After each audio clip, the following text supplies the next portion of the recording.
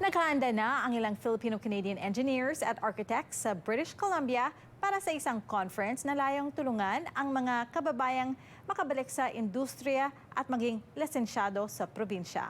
Narito ang report.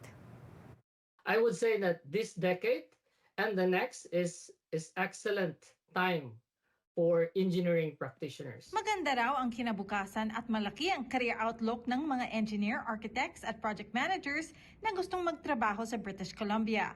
Ayon sa mga organizer ng I4 conference na magaganap sa Sabado. The one monumental change I would say is the removal of the mandatory local Canadian engineering experience.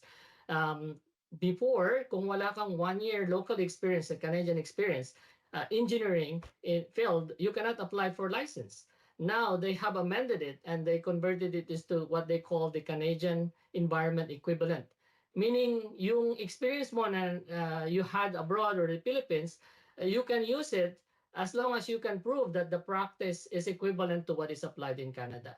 Canada, as a country, through the diversity, equality, and inclusion, open up this opportunity for all foreign trained engineers or architects to be able to practice their profession. 4 na grupo ang nag-organisa ng libreng conference na bukas para sa 100 kataong dating engineer, architect o project manager sa Pilipinas o ibang bansa na gustong magtrabaho o maging registered o licensed sa BC. Filipino-Canadian Construction Society, the Society of Filipino Engineers of BC, the United Architects of BC, and Mosaic.